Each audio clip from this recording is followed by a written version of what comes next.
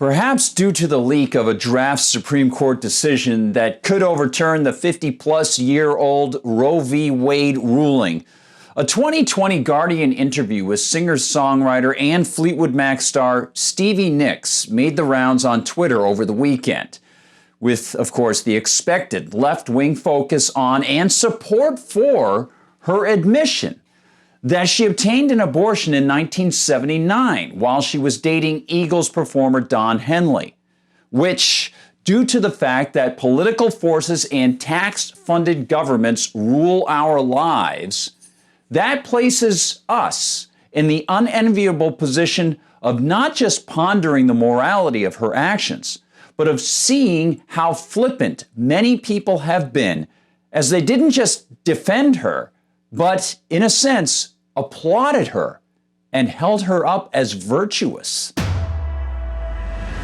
Hi everyone, I'm Gardner Goldsmith for MRC-TV. Now, in the original 2020 Guardian interview, Stevie Nicks commented on the death of former Supreme Court Justice Ruth Bader Ginsburg and offered, in part, quote, "If I had not had that abortion, I'm pretty sure there would have been no Fleetwood Mac," end quote.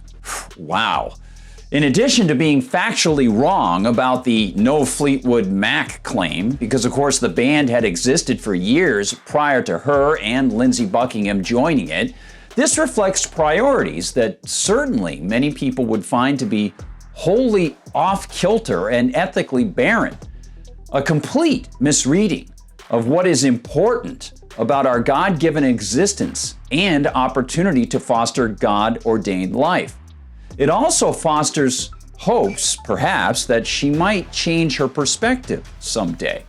And again, because of the fact that politics is involved here, it forces us to look at a sampling of how some Americans reacted via Twitter. The shallowness, the sheer moral emptiness is absolutely stunning. And virtually every one of the supportive or celebrating tweets, one sees an almost deranged dislocation from reality and from what life truly is. The leftist tweet that seems to have inspired many of her ilk to dive in and swim those shallow waters came from a woman named Kristen Chirico, who notes that she formerly worked for BuzzFeed's Ladylike and now does something called the Kitchen and Jorn Show. She also notes that her fantasy pronouns include she/they, even though it looks like she's, I know, it's a shocker, just one person. Screen capping a comment from a pro-life imager user who had found a BuzzFeed recap of the Nicks Guardian interview, Chirico showed the BuzzFeed quote, "Stevie Nicks opened up about her abortion and said there would have been no Fleetwood Mac," end quote. And Chirico showed the pro-life comment, which read, "Yes, because a band is more important than a human life!" Exclamation point, end quote. And Chirico flippantly retorted, "Have you heard Fleetwood Mac though?" Which makes the heart sink. And it gets worse. Taking a screen cap of another pro-life commenter, Chirico showed us that the person observed, quote, "It's a little insulting to assume that pregnancy ruins a career. Plenty of people make it work. And I remind you of Fleetwood Mac's classic lyric from Landslide, of course. Well, I've been afraid of changing because I've built my life around you. But time makes you bolder. Even children get older." And then she said, "But they don't when you don't give them that chance. What a tragedy." End quote. To which Chirico snarkily replied, quote, "Also LMAO at this comment," end quote. It's with a mixture of justified offense and sadness that one sees this kind of thing, and one sees other approaches to the killing of that long-lost human being. Indeed, Omar Rivero, the founder of Occupy Democrats, tweeted this, quote, "Fleetwood Mac's Stevie Nicks opened up about her abortion at the start of her singing career, saying, 'If I had not had that abortion, there would have been no Fleetwood Mac.' because she was working so hard on her career at the time. RT to spread her powerful story, all in caps, exclamation point. A Twitter user going by the sickly apropos handle Severed Head offered this bit of upside down priority promotion. Quote, "I'm so thankful Stevie Nicks got an abortion." End quote. Twitter user Catherine Michelle, pronouns available on her Twitter, of course, if you'd like to read them, offered this. Quote, "Fleetwood Mac is definitely more important, and Stevie Nicks is a queen. I will not stand for insults against her." End quote. Twitter user Val said this, quote, "Stevie Nicks can goo goo gaga, but a baby could never perform The Chain." End quote. The mind simply reels. The selfishness, the inability to comprehend how their own attitude is self-consuming. If they celebrate the fact that Stevie made all that music, why do they think that it's such a great achievement? Many believe it helped their own lives or the lives of others. So where does that logic take them? How many people can be killed in order to bring pleasure to the lives of others?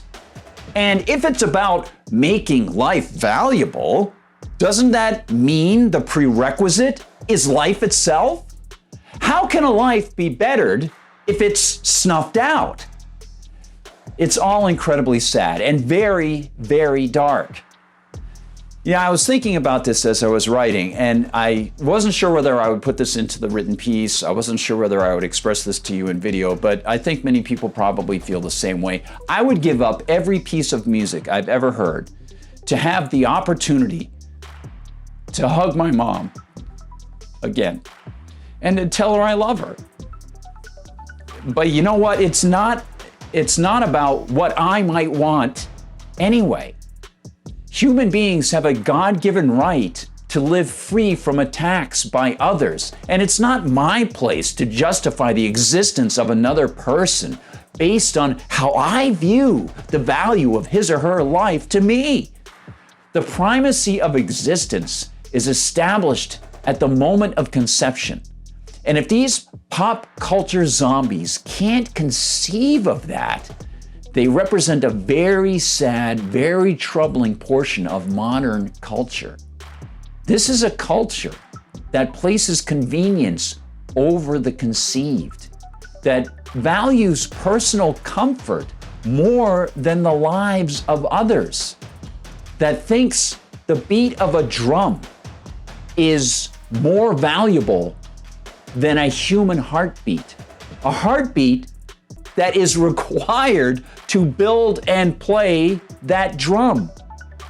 It is a culture so wrapped up in fantasy that they don't know what life is all about, which is about respecting the life God creates. Thank you so much for watching, everybody. Please like and subscribe. We'll see you in the comments section on YouTube and on Rumble. Remember, if you're watching on YouTube, we heartily recommend that you head over to Rumble where they don't censor us. We've been seeing the numbers increase dramatically there, and it's wonderful. Rumble, the MRC TV channel at Rumble. And also, please share the videos with people as often as you can. Censorship really damages the ability of people to get their word out, and we rely on you for a lot of help. Also, visit us at MRCTV.org, and when you're there, go to the MRC Store because, of course, your financial support helps the Media Research Center in its 35th year. Awesome stuff. And we'll see you on Instagram and TikTok and in Facebook and on Twitter, MRCTV, and I am on Twitter at Gard Goldsmith, and I'm on Gab at Gardner Goldsmith. For MRCTV, thanks for watching. I'm Gardner Goldsmith.